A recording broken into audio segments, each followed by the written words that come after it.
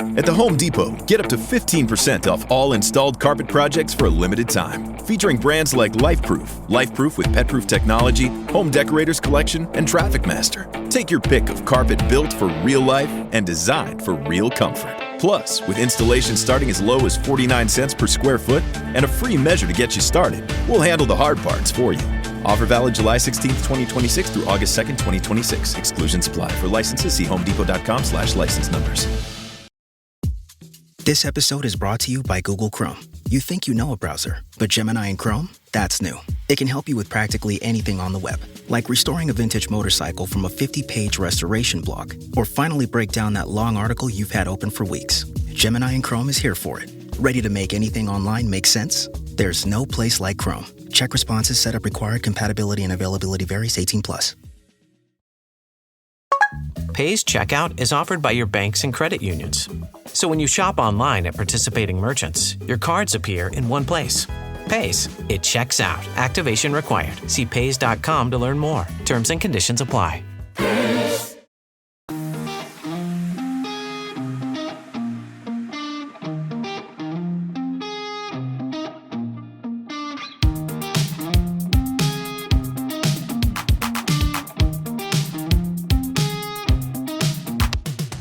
Back with another episode of Keeping Current with Kansas City. This is Seb Bell from the KC Soccer Journal. With me, Daniel Sperry from the KC Star, Carrie Robinson from the KC Soccer Journal, and so many other things. I cannot keep track of her anymore. It has been a while since we have officially talked. Well, we did a few minutes ago, but that didn't really count because everything crashed. But it's been a while. It's been a while since we officially talked about the Current. Yes. At least on a Current-specific, focused pod. Correct. Last game, 2-2 draw. Mm-hmm. A tale of 2 minutes at the beginning and 2 minutes at the end, roughly. Basically. I don't think it was quite as much that way, but it was kind of that way. 10-2. Yeah. Just like driving.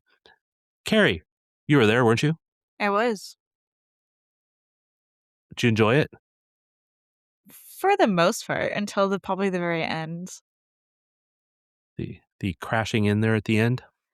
Yeah, it felt like it was inevitable, almost. Like the way they were playing towards the end just felt like, okay, well, it's at least gonna be a draw. It did kind of feel like it was kind of coming, but it was, I mean, I don't think it was a very, for sure conclusion, but it did feel like it was in danger of that. Yeah. So what did you see from this game, Daniel? I saw a team that showed what they can do in the second half of the game. I really thought, they really started to get into it a little bit towards the end of the first half, so I won't give them a whole first half, you sucked. Second half, you were good. But for the first 10, 15 minutes, they were not good at all. And the Current kind of rallied around it. They had a shot at the crossbar. They were kind of going a little bit there, and in the second half it picked up. The press started hitting home. They were able to keep the ball a little bit better and calm down. I thought it was interesting. Both Croy, Bethune after the game talked about, and the coach talked about it, but they felt like they didn't have as much time on the ball as they actually did. And once they realized that they had a lot more time on the ball, then they were a little bit more calm. They weren't trying to force stuff and trying to push stuff. And so I thought they created a lot more cohesive attacking moments. They were really good in transition in some of the moments that they had. Arguably, Temba earlier should have put them up 3-1 or up, should have leveled it before Croy did, which would have probably given them a 3-1 scoreline and a safe result. However, she didn't, and they didn't really get that third. And so then you're sitting there where you have what happens at the end. And this, I can get into it a little bit more, but I think that the ending for me continues to show something that the Current have struggled with, not just this year, but in the year before that, and in the year before that, and in the year before that. And in 2022, they did not struggle with those things. And so that's why I stopped at that year. But it's something bigger that we could talk about, because I think there's a lot more that happened before that 88th, 89th, 90th minute. that is worth delving into. But I definitely have some thoughts on that second goal. They Armis did not start Sharples. Well, she didn't come in at all. I think there was a lot of people surprised by that.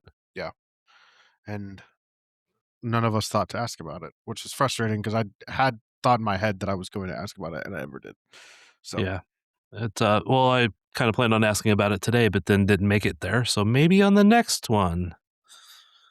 But I kind of anticipate he'll probably just say it was rest, rotation, minutes, whatever, some version of that. But were you kind of surprised that Sharples wasn't in there, Carrie? Definitely. I mean, especially coming off of a 3-0 loss last week. I think we all know Sharples is our number one.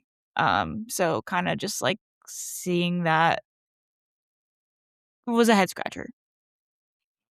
It was. I wonder if that was just a you weren't the best player on the field in the previous game, so we're not going to start you this game. But I doubt it. I mean, I don't think Armis would do that.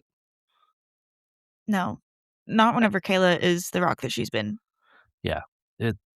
And we, like I said, it's been a while since we've consistently potted because they had a break and then we had World Cup stuff going on and all that stuff. But they were coming off of a 3-0 loss in Orlando and then this draw at home 2-2. I don't want to shocking performances there. A loss in Orlando is not surprising. In San Diego, a draw with San Diego, they're the best team on the road. In fact, they're better on the road than they are at home. So that's really not a big surprise there, quite honestly. It's just that you don't like to have two results like that when one on the road and one at home. Yeah, I think that maybe if last week was a tie or even a win, I think maybe we'd be looking at this game a little bit differently. The results wise. Because like you said, they are the best away team or Yeah. team on the road, and they are in third place, a respectable third place. What makes San Diego better on the road than at home, Daniel? I don't know because it really is kind of illogical. I think there's something to the way that they play. I think that allows them to be a little bit more transitional in how they play, which I think suits that team a little bit better. Jonah Seidval wants them to be a little bit more possession based, and when they're at home, they're going to command the game. That's kind of a popular American sports league, American soccer league kind of thing, or when your home games hope for draws on your road games and it comes together. And I I just I think it's just a bit of that. Also, at times their home games have either not at the best field. Snapdragon Stadium always seems to have a bad field. When I've seen it out there, there's all kinds of other things at play with injuries, timing of injuries, all that kind of stuff that I think has um, inadvertently affected them. But I don't. It's so hard to pinpoint it because it flies in the face of a lot of things that you'd expect. It's like Real Salt Lake a couple of years ago was horrific at home, but on the road they were nearly unbeaten for like the Yeah. first 10 road matches of the year, which is crazy. That's unheard of in Major League Soccer, and I think a lot of the travel woes carry the same for NWSL as they do MLS. So I just that's about all I can do to attempt to explain it, but it does really kind of defy logic. It does, and I do think sometimes teams feel pressured to perform at home, and they will then sometimes they draw from that, and they're better because of that. But I do think sometimes teams will struggle at home a little bit because they feel that they have to do something Mhm. instead of just taking advantage of what they get. Make sense? Yeah. What do you think, Gary? Shaking your head, yes. Yeah. Well, and I think that maybe we just underestimate San Diego because they were last year they weren't that great of a team. I feel like they are a young, gritty team that might just get overlooked on occasion. Like they're not Yeah. they're not the Portland, they're not the Gotham. They did win a shield their first or their second year in the league, but Yeah, nobody should overlook them because they're 5-2-1 now. I mean, after a draw at Kansas City, and I even asked about that and before the game, and Armas gave typical coach speak about it stuff, and I don't even remember exactly what it was, but it was typical coach speak. Not blaming him, that's typical coach speak. All right, so early goal for the Wave, 6 minutes in, which I did not see live because I was locked out of the photographer's room, as everybody was, so that Mahomes could do a video with somebody in the back room. Dang Mahomes. Yeah, at least that's what I was told. So if it wasn't Mahomes, I will apologize, but I was told it was Mahomes, and they were doing videos in the space where photographers need to work, and so I couldn't get in there to get my gear ready and go back out to the field. Well-designed stadium. All right, they gave up that goal in about 10 minutes total. San Diego was the better team. Current started building momentum. Like Daniel said, they probably could have gotten a goal in the first half to have made it close at the half, but they did start taking advantage of everything in the second half. They did. They were just more dangerous, I think, more direct. They were able to get the kind of looks that they wanted. You saw Croy cooking a bit there and feeding to Temois. You saw Temois herself cooking a little bit more, getting on the ball. Yeah. I'm dead serious. One of the big things for me was that they didn't get Temois the ball in space near enough in the first half. And they were able to in the second half, and that felt and looked a lot better, in my opinion. So,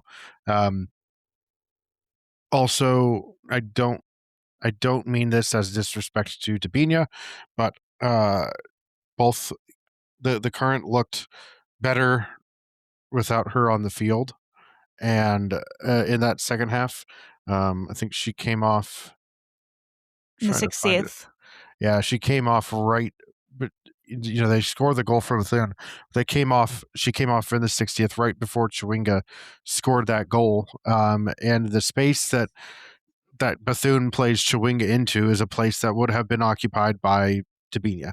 And it's a route and a run that wouldn't have been there for Temois in that moment. And it was.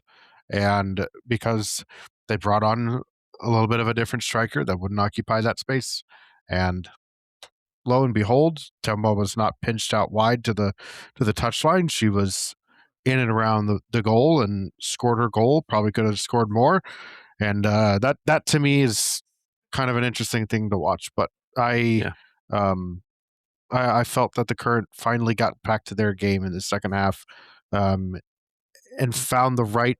There are stretches too where this team wants to hit the gas pedal and go, and when they're too slow and predictable.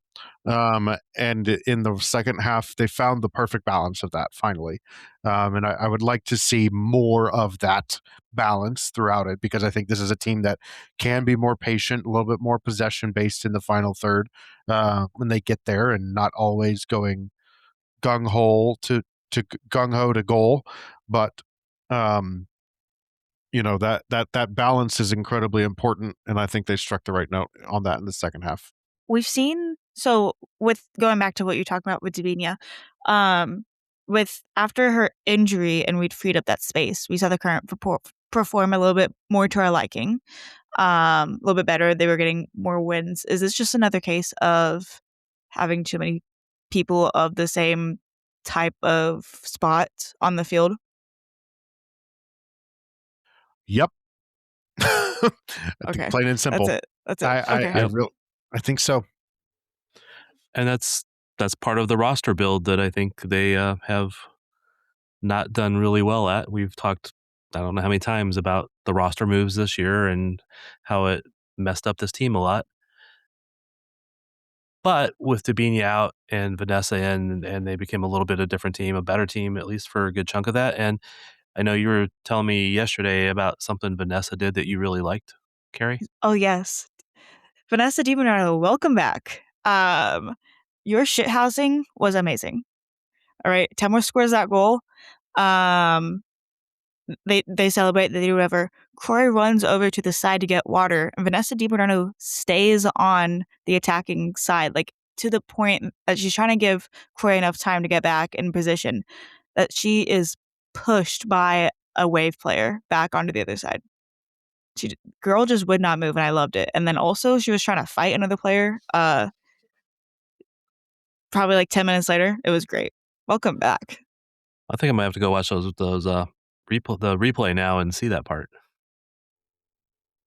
Yeah, no, it's just like good, smart veteran move on Vanessa part though. Mm-hmm. She's a very smart player. And it's good to have her back on the field. And it was for 30 minutes this time, and maybe it'll be 45 the next one. But soon she should be up to 60, 70, I would hope. What'd you think of Vanessa's comeback, or not comeback, but getting more time on the field? It's very Thankful for it. When Armis talks about more patience on the field, Vanessa on the ball exudes that and Yeah. more. And it's not just like sitting on the ball. It is picking the right moment, the right build up, the right tempo that she just had. I mean, there was a couple of stretches there. They were just pinging the ball around through the middle. And if they had wanted to go, they had San Diego extremely disorganized with some of the stuff that they were able to do, and I think that is encouraging for, in my opinion, a way forward even without Temwa, because I still think what that's going to do by having the ball more and kind of doing that helps the defense a little bit, helps take some of the stress off of constantly having to press and action and stuff like that. High pressing is great, but it helps if you win the ball back and keep the ball. You can't just keep giving the ball away everywhere and in hoping that you win it back quickly because you're good at doing that. You'll tire yourself out by the 60th, 70th minute by doing that. And I think with her in there for a longer stretch, it's just going to really help them find that tempo and that pass and the move, and she'll be able to pick out some of those balls to Croy, kind of in breaking the lines. She'll be able to pick out more stuff over the top, so it won't always be get the ball to Croy so she can play make for everybody else. That is, I'm quite looking forward to Vanessa in there, even in a more deep lying role that she can bring. Hopefully, once she gets back to that kind of 60, 75 minute fit level, which for how long she was out and what her body went through, it might be a little bit still, but to have her back as soon as we have had, I think it's pretty close to when the 1 year mark, I think, if I think about it correctly, because we learned about the Ali Sentnor trade about early August after the Teal Rising Cup, which was in July last year. So I think that it's kind of interesting. That the timeline, it's an impressive timeline for Vanessa, but I still think it'll take a tiny bit more to kind of get back to that fitness level. And I don't want to say I remember this for sure, but I don't think she was usually playing a full 90 minute anyway, just with her being a little bit older. Again, not criticizing age, so don't come at me, Cindy. But sometimes you can't play the full 90 as you have become a little bit more of a veteran. But I do think that she'll get up to that 60, 70 minute range pretty quickly and be a great producer and allow the Current to be a little bit different team, especially without Temwa out there. And then they were also missing Michelle Cooper for these last 2 games. It doesn't really help when you're missing that many good players, and they will be missing Temwa for the next 3 games. Mm-hmm. 4 for sure. They will miss her. Up to 5, right? Potentially. Yeah. Or am I making this up? If they get out of the group, it's up to 5. Okay. Actually, no. I think it might be 5. It's 1, 2. I forget when they're. There was 5 was stuck in my mind. The final group stage match is August 15th or August 5th. The tournament will end will be done. The final, I believe, is on the August 16th, is a Sunday.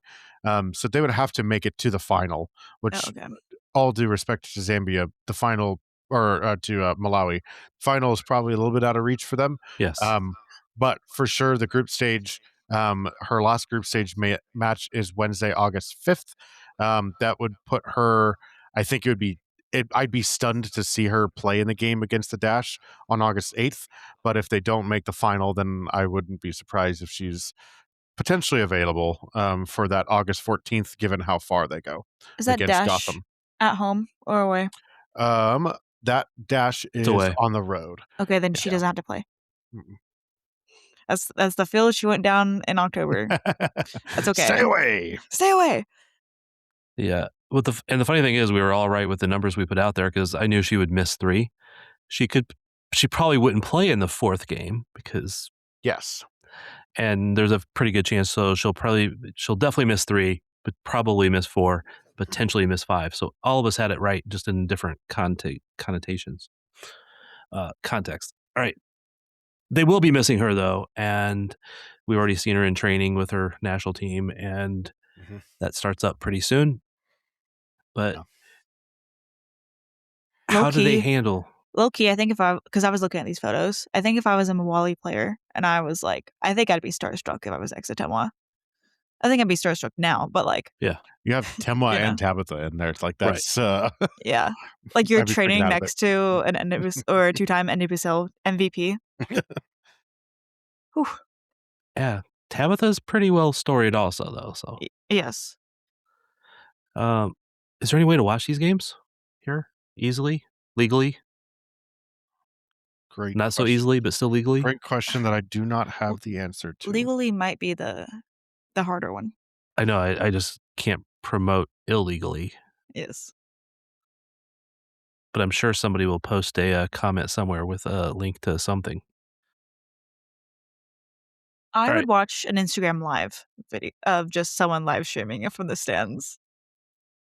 I am old. I have watched the worst videos from the stands on phones made out of potatoes and tin cans to watch these things. So yes, I've watched the little robot cams up on top of training stadiums to watch games. So yes, I would watch it. Anything else to talk about San Diego? Oh, the last goal. Scramble. No, not a scramble. All right, we're going to talk about it. We're going to break it down. Okay. She pulled a post camp.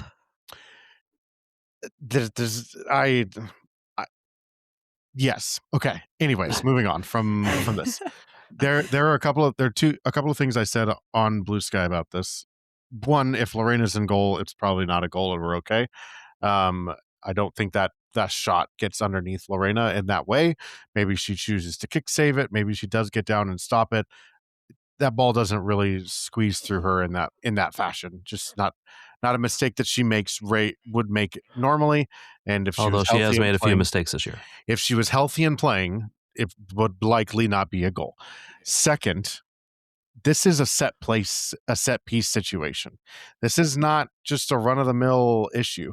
This is the Current again not being organized or mentally with it or ready in the proper way to deal with a second phase situation out of set piece. What happens is the Kansas City Current foul. There's a set piece at the top of the box. They're standing there pointing at the player that's standing basically parallel to the person with the ball. Kenza Dali is sitting there on the ball, and she just passes the ball over while the Current are pointing at her, and no one comes out to pressure. The team still sits in their line at the top of the box, waiting for the ball to come in the box like a ball over the top for somebody. It doesn't. They try and go through the heart of the middle, and nobody steps up until the ball reaches the semicircle on the top of the 18-yard box. Then it bounces out, goes back in, and is kicked out wide. By the time it's kicked out wide, the Current are finally out of their set piece shape. That's a 30 seconds there. I mean, that they weren't that terribly on the line. They weren't that disorganized. There is an issue with this team when it comes to the second phase of set pieces. And I'm watching more and more that it feels like teams are game planning for it. Every ball is sent to the back post or sent somewhere where it can be then put on to someone else at the back post or at the back at the other side of goal or kicked back out because the Current dropped when the ball comes in from the cross from Kiki Van Zanten. It is headed backwards by a San Diego Wave player.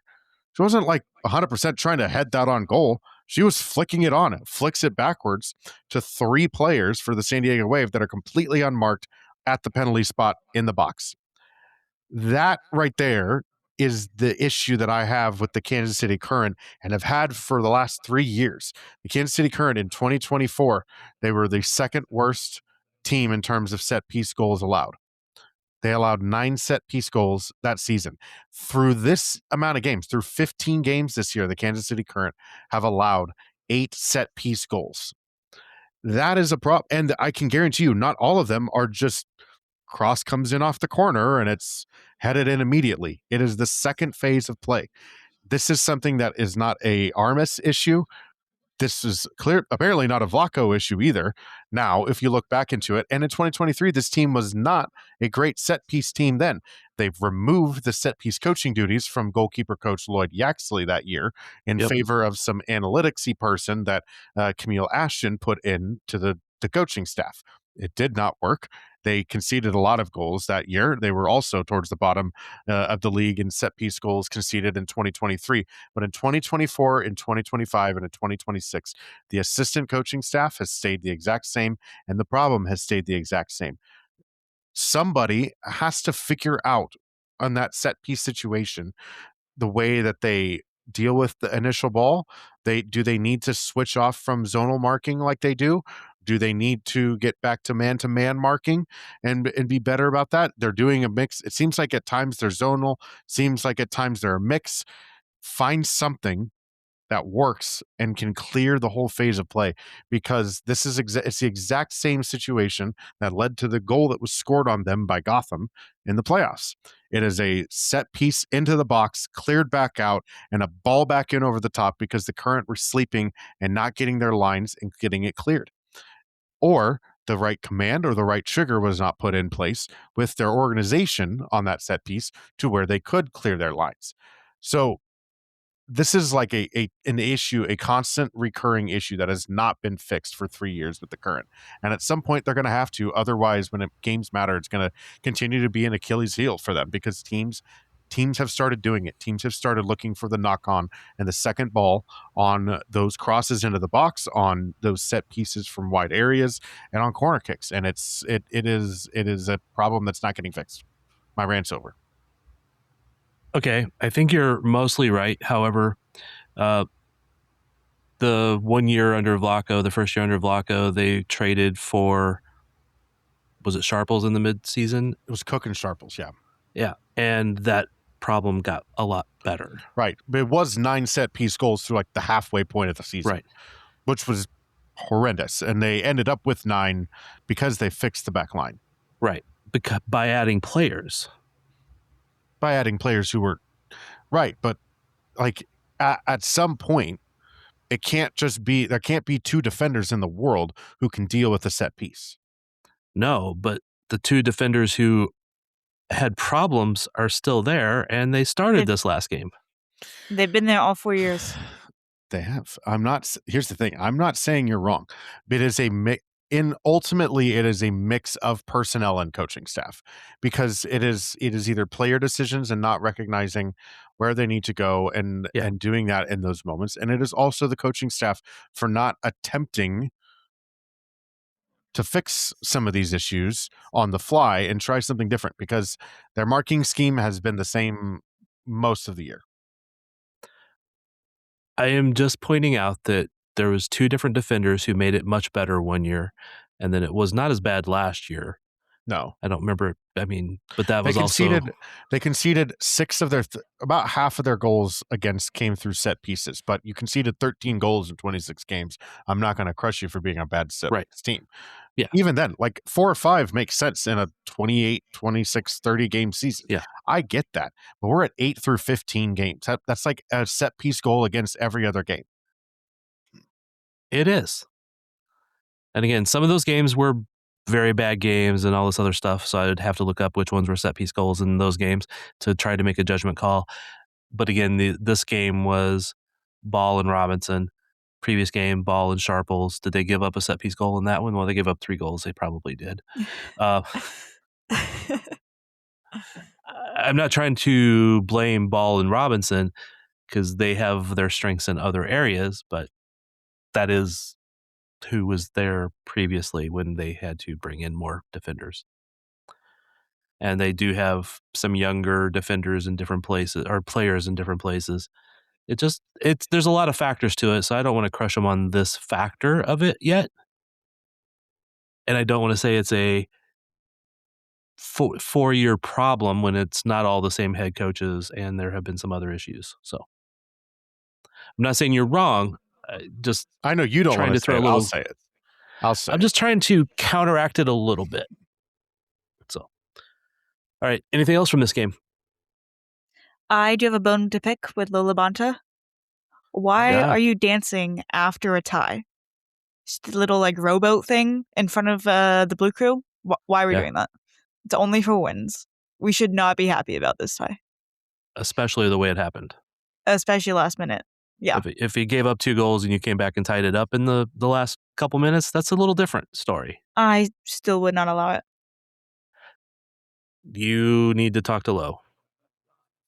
Talk to Roger. Tell him to tell Lowe. That's okay. He scares me.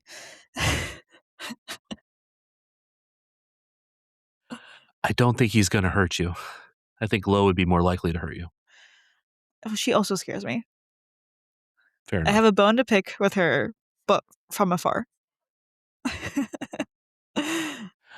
Yeah, I didn't see it live, but I heard about it and I was like, that's a little weird.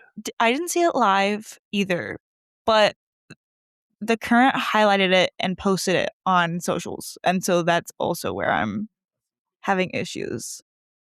You know, that is a common standard that the best clubs in the world would do. Is post those things.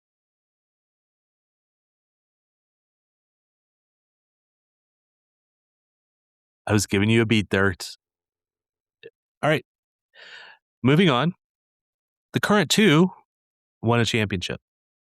They actually won a championship. All the way through. Like their league championship, yes, including the playoffs. Not a thing that they made up. Not a not a shield, but the actual championship. They played teams. They had to beat teams. Now, again, they have a little bit of advantage. It was at home for them. They have a little bit of advantage that their players have played pro-level games, and there's a lot of other factors to it. But it wasn't easy, and they did win a championship. They played over this last weekend, the semifinals, won against California Storm, I think it was, something like that. Did they get a star above their crest? If they play in WPSL, maybe, but probably not. Okay, dang. WPSL too is essentially more of a college level league. A lot of college players and high level high school players will play in that and to get more experience in good competition. But the Current one, they beat California Storm on Saturday and they beat New York Athletic Club 1-0 on Sunday, and just good game. So they earned it. I was happy for Vasil Ristov, who tends to win championships on his birthday. So he won an ECNL championship as a coach and a WPSL championship as a coach. Well, good for him. Yeah. And a header by Avery Clark. I always worry that I'm going to get the wrong name there. But Avery. You know, every time I hear her name and with the goal that she scored, it reminds me of a pest control company that existed in California where I grew up called Clark. And their like jingle, their commercial was like a bunch of people being like, Clark, we need you, because they were scared by cockroaches or ants or other pests and stuff like that. And so, sure, of course, she scores the goal. She's the most outstanding player, I believe, of the playoffs. Made the national team of the year for the WPSL, representing KC Current 2. Scored the winner against Corinthians in Teal Rising Cup. So maybe the KC Current, Clark, we need you. Clark, we need you. See if you can find that jingle on YouTube somewhere. Oh, I can. I guarantee I can. It's funny how jingles stay with you. Yeah, trivia earlier we had an entire like round about jingles. Clark, we need you was not in it. Was it Kansas City based ones or national based ones? No, they were national based, but like 2 of them were from the 70s and 80s. Like I would say that the people playing trivia were probably 30s max. If they're lasting, though, I mean, what were they? It was a Coca-Cola one from like the 70s. And another one was the Mentos from like the 80s. Yeah, I always hated I didn't that even, one. I didn't even know the Mentos had a jingle. I'm Did not going they? to try to sing it. I bet I know the Coke one, though. Do they have like the audio for it or something? Or They did, yeah. was it the I'd like to teach the world to? I think so. Yeah. Yes. Yeah. That was a pretty famous one, and they bring that back every few years as a Oh, throwback. interesting. I have not watched TV then. I don't watch TV usually, so I don't blame you. I try to watch things that don't have commercials nowadays. very hard to do. So did you watch Telemundo for the World Cup, or did you watch Fox with all of its hydration commercial breaks? I watched mostly Fox, but I also tend to have the sound turned down. So I went to, sorry to keep off topic. I went to the last day of Sporting KC's Soccer Summer, whatever it's called, Soccer Capital Summer. And I was impressed that they did cut away from every single commercial. They did put a QR code up to register for more tickets for Soccer Summer, even though it was the last day, but no commercials. Hey, good for them. I mean, they didn't need to advertise something else that could be in their stadium, right? All right. Do we need to move on? We've talked about the Wave game, 2-2 draw. Talked about the current two. They got to win. Legitimate championship. Actually, I also want to throw a pet peeve out. We'll do that in the next segment. We'll be back in a second. That refresh you've been putting off until the right deal came along? It's here! Wayfair's Black Friday and July sale is happening now, so you can finally get the style you've been waiting for less. Get up to 80% off area rugs and up to 60% off outdoor and bedroom furniture. Shop Wayfair's huge selection of styles and find the piece to fit your style, budget, and space. Plus, free shipping. Black Friday in July ends July 27th.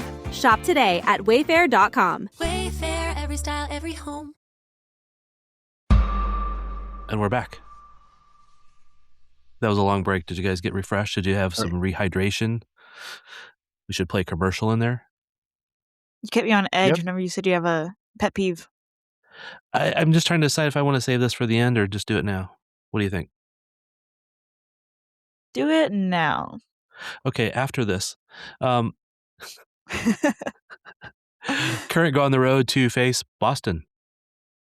First time on the road to face them. They were here already once, right? Yes. That's the one game I missed this year. So please forgive me. Boston is down in 14th place. 14th used to be last. Now it's not last. 4-8-4 record, 3-5-2 at home. So they're not terrible at home. Yeah, and they're coming off of a loss against Washington that was 2-1 at home. And they actually didn't look that bad in that game. And they actually also had gotten results in the previous 3 games, 2 wins and a draw in the 3 games before that. So they're not playing too bad. Their team captain is Nichelle Prince. I think she's the second leading scorer for them. But what should we expect from them, Daniel?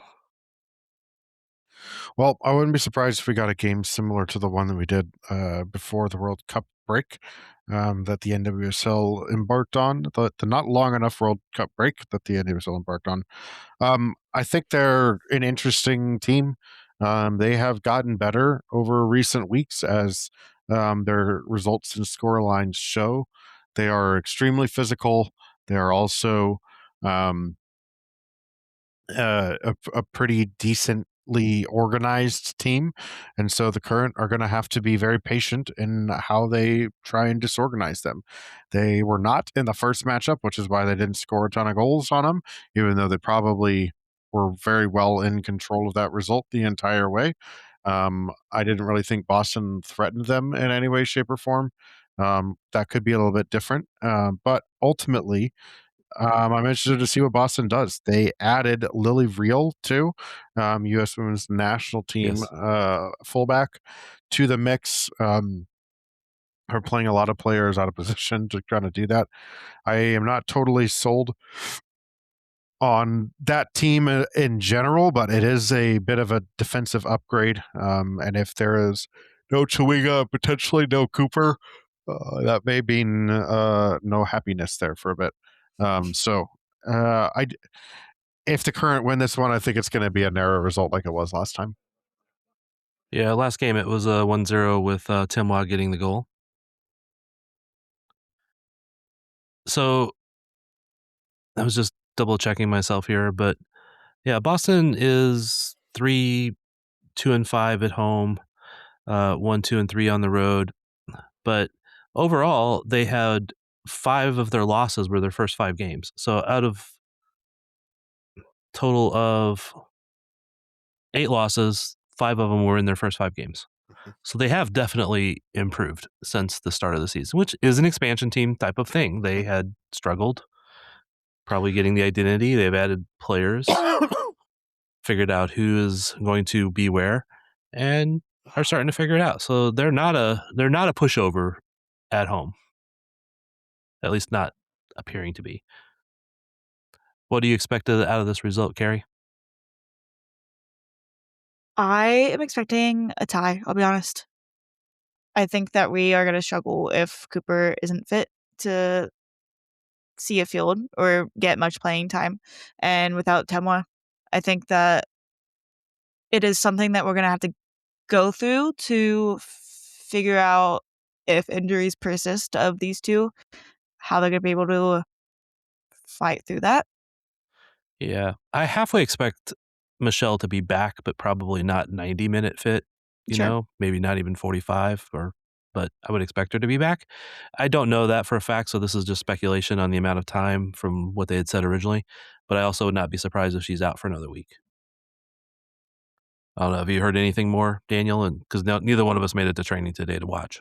Nope, I have not. I would maybe by the home games can she participate a little bit, was kind of the vibe that I got. So that's what I'm saying. I wouldn't be surprised if she gets a little time, but I also would not be surprised if she got set out for a little bit, still longer. Yeah, I wouldn't be surprised if a 1-1 result would be a good result actually on the road. Yeah. I think the stretch that we have, the next 2 games, Boston and then Racing Louisville, who's dead last, I think these are the times for the Current to try to figure out how to score without these 2 players, and how can Bethune get a goal that isn't a straight banger without, hitting it straight to the goalkeeper. Also a good time to work on defense on set pieces. What do you think, Daniel? All right. Since I don't have anything else to talk about this game because there's really not much to talk about it yet, I don't think. So now do you want to know what my pet peeve is, Carrie? Sure. Power rankings. I hate power rankings. Yes. Heard about this on Slack. Is that because you have to say somebody's the best? No. But, I mean, I know sometimes people do say that this is the best club in the league or in the world, but I think that there's like 2 ways that people go about doing power rankings. Either just do straight, here's the standings, and that's what the, 1 to 14 or 1 to 16 or whatever. And then other ones like try to put a lot of judgment to it in it, and then I don't understand that logic sometimes. The Current on the ESPN power rankings, when they lost to Orlando, dropped 3 spots to 9th. So they were in 6th, they dropped to 9th. They get a draw at home, a 2-2 draw at home, and they go from 9th to 5th. They haven't won a game, and they've actually went 1 spot higher after 2 weeks of not winning a game. How does that make logic? because other teams do bad. KC Current actually play good against first place team. Probably should get win. So you bump them a little bit higher. You bump them back up. You probably bump them back up, and then you say, well, this team got crushed, and this team got crushed, and this team got crushed, and you got to swipe them under. Because we should look at the NWSL results this week. Maybe it tells us the full picture. Bay FC smacked the Courage. Gotham came back from behind on the Seattle Reign, and the Portland Thorns lost. Bay went from 13th to 9th. Yeah. Denver went from 11th to 8th. Portland went from 7th to 4th. Interesting. Yeah. Portland has gone from 7th to 4th while losing 2 of their last 3 games. Losing to an expansion team. Yeah. And a team coached by Claude. By Claude? Yeah, the AI service. They lost to Seattle 2-0 on July 12th. I really hate that when you said Claude, my first thought was AI, and I was like, where does this fit into? Oh, I'm joking. Claude FC up there in Seattle or Spokane or wherever they're at right now. Yeah. So anyway, I still don't like it. It's an interesting pet peeve. You know, my it's pet not peeve, the biggest one, but it's one. My pet peeve is attacking third / Galazzo putting out a team of a week every week and adding an honorary captain. Just saying. Is the honorary captain? What's the pet? Is it just the existence of the team, or is it the honorary captain? It's the honorary captain. Okay. I think, and here's the thing: it's always a feel-good story, usually. Okay, and like I don't know, I think that in this point of women's soccer, that like sure, there's good feel-good stories, but like who cares? You're honoring players that had good weeks, not a player that I don't know came back from an ACL. Because next week there's going to be another player that comes back from ACL. Where does it end? So like this week was Lindsay Heaps. It's because it's the cycle of ACLs. So is it just the fact that they're focusing on one taketh? Is it the fact they're focusing on feel good stories and not just like the best players? Yes. I'm okay with that. I'm just trying to clarify. Yes. Yes. I would love for them to, instead of actually I would love the NWSL to do it. Like, you know, you have MLS puts out a team of the match day. Yeah. This is not NWSL. This is just Lori Lindsay and Darian Jenkins and sometimes another person. Just like on Zoom talking about it. Who their picks were. I'd rather have the honorary captain be someone that's in their team of the week that they were just like, they played so well that we're just going to give them a little stamp. The player of the week. Yeah. Shocking. Do they have a player of the week? Mm-mm. No. So they should. And then they could have feel good story of the week, the honorary exactly person on the bench. Exactly. Bang. I'm quite okay with this, but I'm not against feel good stories, but I want skill. Do you think that team of the week would be the best team in the NWSL or the best club in the world? I don't know. We should ask the best club in the world. And who would that be, Daniel? According to them, it's the Kansas City Current. Are they in first place? They are not. Do they have a winning road record? That's such a cherry-picked stat, Carrie. No, they do not.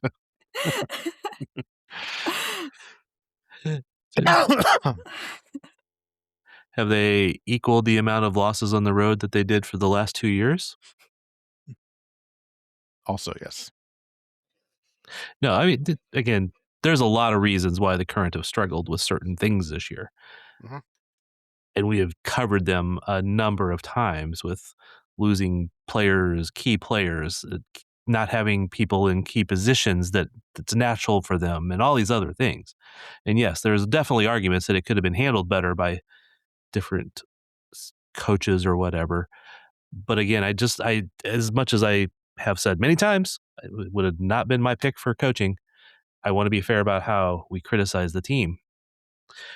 But that also does not make them the best club in the world. I also think like it's one thing if you're like touting it from like an outlet that has called you that, a publication that has said this is the best women's team in the world. But like to like self adorn it is a little interesting. And like to me too, like the Dallas Cowboys didn't call themselves America's team before they won a Super Bowl. No. And it took years of goodwill, years of championships, years of commercial dominance for that to happen. And I'd like to see a little bit more of that before we just call ourselves not just the best club in the NWSL, but the best club in the world. And yeah, I have a lot more thoughts on it that I'll probably keep off air for the sake of just being respectful. But at the same maintaining time, good relationships. I mean, yes and no on that aspect of it. Most of what I would have to say is kind of rooted in fact. So it's just not worth like saying some of it. But at the same time, I think like there are I would have liked to have seen them have a different approach to post World Cup marketing of themselves. Because it feels a lot kind of like the meme where the guy is like sitting there spraying himself in the face with champagne and he's like way at the bottom of the winner's podium. And now I don't think they're that far off from the top. Trust me, what the Kansas City Current do compared to a lot of NWSL clubs is above and beyond. The environment that they give, the way they take care of players, the commercial value that they give to players within the city, the platform that they give to a lot of really good people. They do a lot of really great initiatives. I don't want to be this to be like construed as them not doing good things. It's just a lot to call yourself the best club in the world. And I am how do I say this? I'm a man of faith. I grew up in the church, and a lot of times we've talked about it has been preached and it is in the Bible that, to kind of your good deeds, you just do them. You don't go and brag about them and kind of show them off. And this feels a little braggadocious without really having a trophy cabinet to back it up. Or a lot of accolades coming from elsewhere. The accolades coming from elsewhere are saying you're doing really good things in your community, and that part is 100% true and should be celebrated. But I just think it misses the mark a tiny bit is all. But then again, I'm not in marketing, so what do I know? But I do think you're right, and I do think it opens them up to derision from fans and from media, because that sort of thing. It's like, look at us, we're the best in the world. And yes, they deserve accolades for having built the stadium. As painful as that stadium is, as painful it is for me, I couldn't get into a photo workroom. I didn't have any water. I want to whine about all this stuff. It sucks for me. It's nice for fans other than getting their sub days. But they've done a lot of good in that regard. Absolutely. But the best club in the world remains to be seen. If they have aspirations to be the best club in the world, they've said that. But you got to kind of accomplish that at least for 1 year before you can call yourself that, I would say. Yeah, fair. I don't know how to market a team. I don't know that they do either, other than look at us, we're special. Which is what they're doing. I will call them the best club when we get a championship. Will you call them the best club in the world? Yes. Here's the thing. There is this Discord for it's called Scuff Podcast Discord, and there was a very, very annoying Gotham fan. And every day there is a Gotham game. He says, "Good morning, everyone. The champs, all cap, the champs play today." When the current win that championship, I will say the best club in the world plays today. And you will open yourself to ridicule. Yes. But you can say with your chest, knowing, I believe what I say. Exactly. I don't know that she will. She will just be doing it to annoy the Gotham fan. Again, they do deserve accolades for things they've done. Not everything they've done has been perfect, regardless of what they tell you. Anything else we need to discuss today? Okay, I guess like halfway in accolades here. The ninth and Van Brunt Soccer League that the current have been doing, the free of charge thing, as much as like the pay to play thing, is at the forefront of conversation in U.S. soccer. I applaud them for doing that and working on the no barriers. The cost barrier, removing the cost barrier entry for participation for soccer. They've partnered a lot with what is that? United FC, I believe, which is the soccer club that operates out of KC Mo, that has a lot of immigrant families that are part of it. I am butchering. I'm not 100% sure if that's the name. That is the one that Victoria Pickett won Impact Award with, right? Yes, I believe so. I'm trying to find it to double check.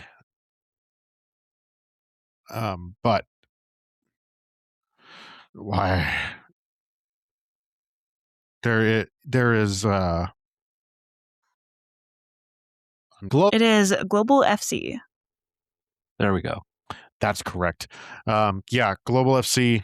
They did a lot of work with them back in 2024. Like you said, Victoria Pickett, right, won the Community Impact Award. Working with them, I applaud their efforts there.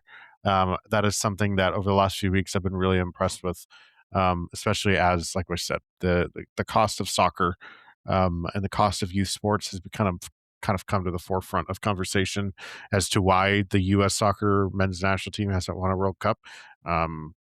That's another day, another podcast for that. My reasons on all of that stuff, but I felt like as much as we might crush them for a silly marketing campaign, it is worthy to acknowledge the things that they do. As we said, they do very good things for the community, and that's been one that's really caught my eye. One of the when they had the media stuff down there for that soccer league, I wanted to go, but again, things prevented it. And I've been meaning to ask them some questions, and I just haven't had a chance when I thought of it. Do you know how long this league is funded for? Because I remember seeing it was like 180, 200 kids or something like that, over like 8 to 10 year range, 8 to 10 year olds. So I'm just curious, like how, because like if something's only funded for 2 years, it doesn't do much of anything, right? And also, how do you choose which kids get into this versus say, no, you make too much money, maybe you should go pay for your own? I don't know if they have anything like that, because is it only focused on areas that are more likely to be underserved in ways and need this help in order to be able to play at all? I know because I know they provided jerseys and socks and shin guards and balls and all this type of stuff, which is all very good. I'm just curious how much of an impact or long term that will be, because it's again a very small drop in the really, really large bucket of problem. I need to ask them that then, don't I, Daniel? Probably. All right. But that is a good thing that they do. And again, I know other teams in town have done some low cost things, and teams like Sunflower State have low cost entry for their youth programs as well. And they've been around for a few years. The Global Impact, like you said, is one that has a lot of the immigrants in it. and they've been doing some good stuff, and they've partnered, I believe, with Sunflower State in the past also. So there's a lot of, I wouldn't say a lot, but there's several organizations in town that have been trying to help with this. And I do think that they also deserve some accolades. So, cool. Anything else we're missing? Going once? Twice? For the first time, the men's and women's World Cup winners hold the same trophy from the same country, and I'm upset. And You're a you can Spain hater? And you can end on that. We're out.